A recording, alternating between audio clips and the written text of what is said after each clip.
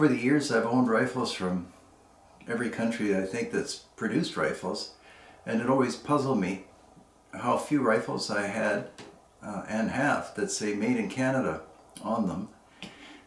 When I started the channel, very early on, some people wrote and they said, well, why don't you have a look at a Ross rifle? Of course, I had seen these before, and I had owned, I think it was the 1905 model, which has two solid front locking lugs. But there are a lot of other Ross rifles based on the, I think the 1910 or Model 10. I'm not sure if that's correct. I'm sure you'll know. Anyhow, so I finally got around to making this video on the Ross rifle. And what I did is the Ross rifle is a straight pull bolt action. Some of you might have heard of the 280 Ross, which sort of became famous at the time because it was able to propel bullets at 3,000 feet per second, which at the time was sort of a magic number, and it kind of was. More common were the 303s, at least in military configuration. And I went to the trouble of looking up the history on the Ross, and there's a lot to tell. And it's just as easy for you to have a look on Google. It's quite interesting. But the long and short of it is there was some kind of dispute between Canada and the United Kingdom. And the United Kingdom was balking on something to do with patents. Canada wanted to make the Lee Enfield. And so a fellow by the name of Sir Charles Ross said, well, he could supply the design for his straight pull bolt action rifle. And so Canada, for a time, I think it was 1903 to 1918, made the Ross straight pull bolt action, named after Sir Charles Ross.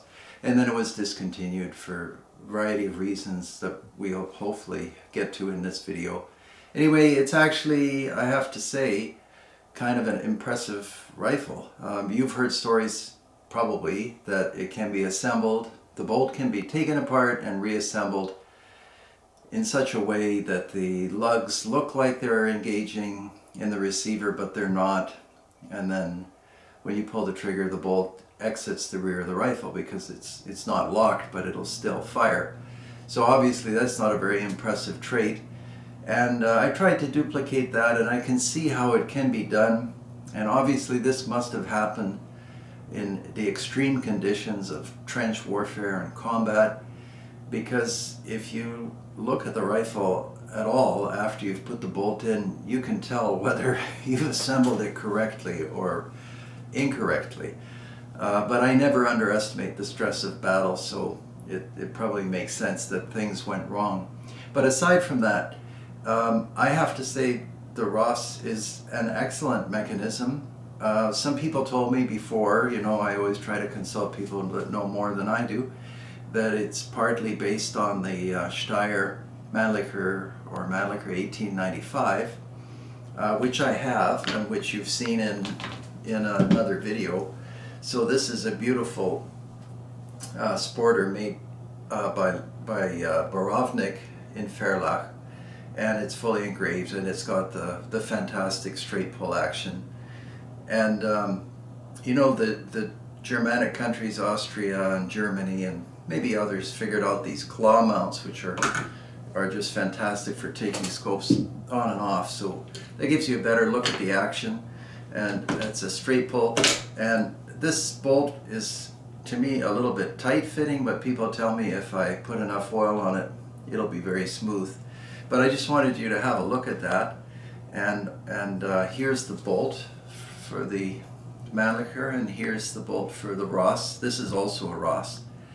And I'll draw to your attention mainly this distance here, from here to here, and on the Mannlicher from here to here.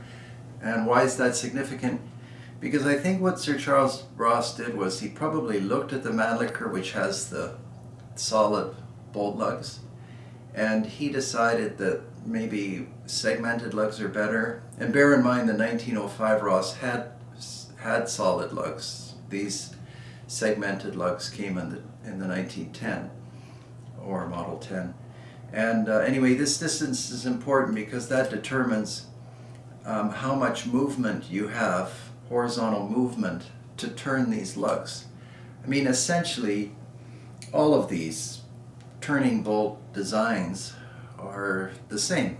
There are just different elements of them that make them different. Garand actually locks and unlocks in the same way, except it's gas that's moving the bolt backwards, but the turn is the same. Anyway, some of you might be confused, and others of you will know what I mean, but the result of this greater distance is excellent. The Ross is much easier to open. These lugs turn much more easily.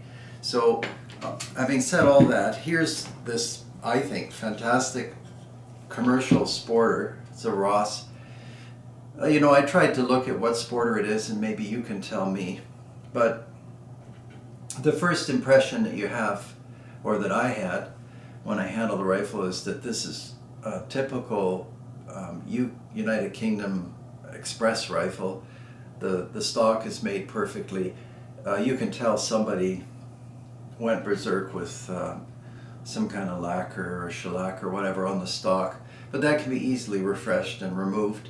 The check rig's actually almost completely filled with whatever they put on the stock, but that doesn't take away from the proper dimensions, and the bottom of the pistol grip is even checkered.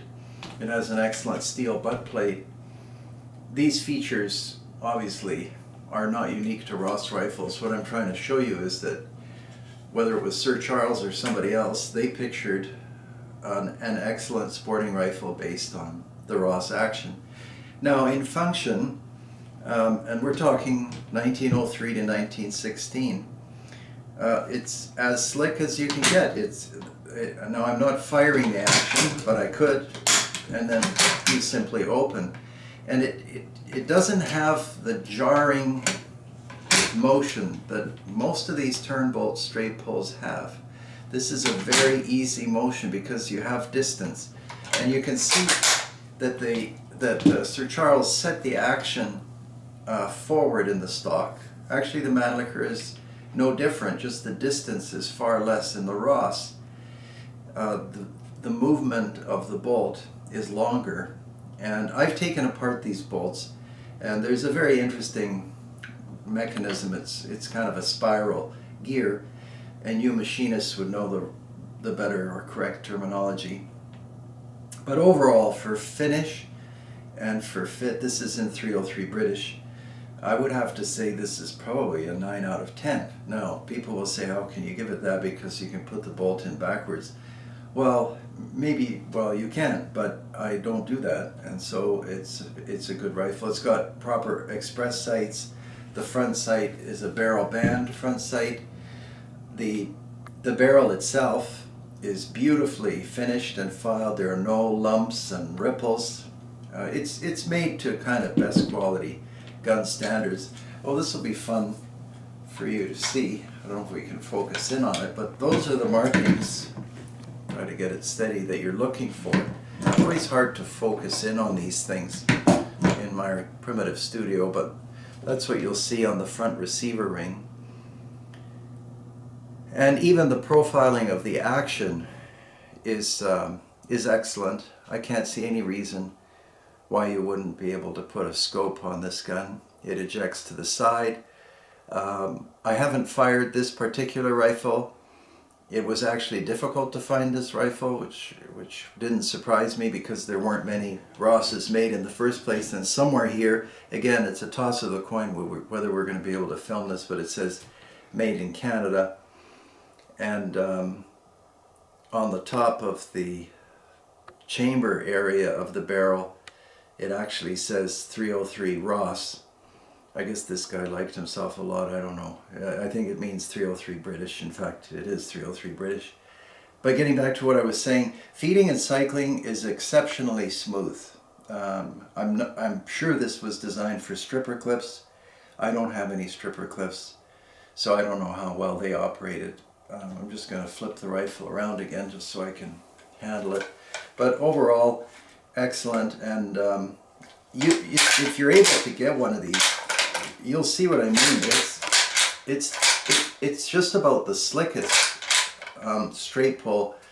The Browning Acera, maybe I'll pull that rifle out, is also slick. That's got a closed breech. And of course, Blaser decided they were going to perfect the straight pull. And I don't know that they could really have improved on the Ross.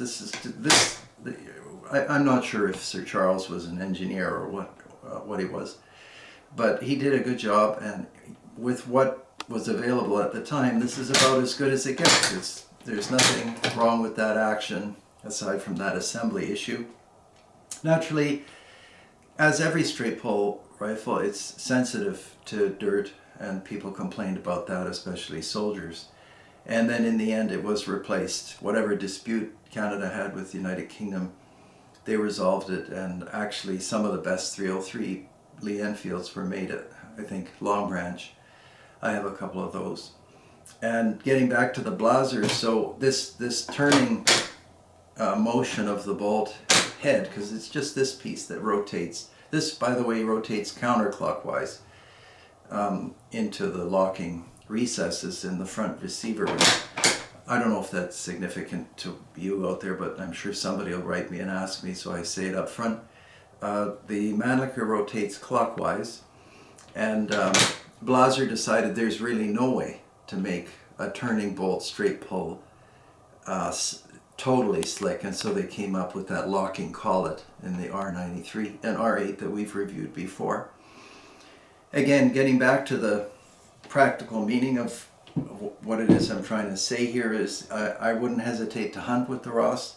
I think it's a very impressive design, and there's no reason to, I think, doubt their strength. Actually, I think they're very strong, and just put the bolt back together properly, or better yet, don't take it apart in the first place. I think unless there's mud in there or some, heavy duty rust, I generally don't take guns down to their smallest components. A lot of people like to do that, but over the years, I think I've mentioned to you, I get a lot of guns in boxes, in parts, because the people take them down so much. It isn't necessary most of the time to take a rifle, into the minutest parts. Anyhow, I hope that's useful to you. For sure, it's, I think, a rifle that Canada can be proud of. That's beautifully machined and made, and hopefully you saw the markings. No hesitation about anything. I wish somebody would tell me about the stripper clips. That would be neat. And maybe if we can film the two rifles here together, somehow it's not easy. But you can see the heritage here. There are a lot of similarities between the Mannlicher and the Ross. And that doesn't take away from the Ross. Everything's derived from something else in this world. But this one is much quicker. The 303, I think, is an excellent cartridge. And the magazine system, no jamming, no issues there. Of course, this is a little bit different because this is not the military version. There would be no double set triggers here. And then this thing that I have on the table, you can see it's rusted and so forth. But I bought it to be able to take the bolt out, and I thought maybe the barrel would be, in excellent condition.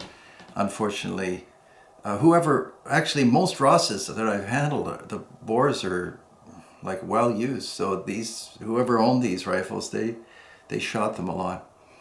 I guess that's about it on the Ross. And what I'll do is quickly maybe make another video and just compare the Ross with a couple of other straight pulls. But I say this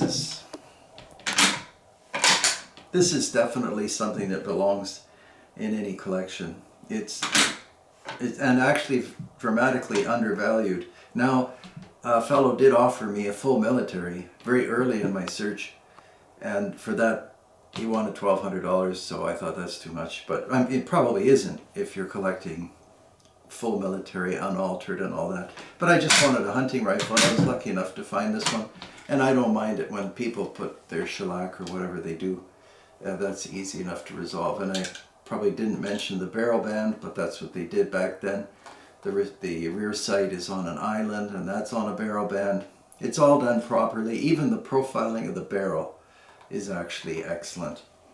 So there it is. Ross rifle, thanks for the request. Sorry for taking so long to find them. They're just not easy to find, especially these commercial versions. I don't know how I'm going to do all this hunting that I have planned, because I'd love to go hunting with actually this exact rifle. And that is about it. Thank you very much for watching. Please subscribe.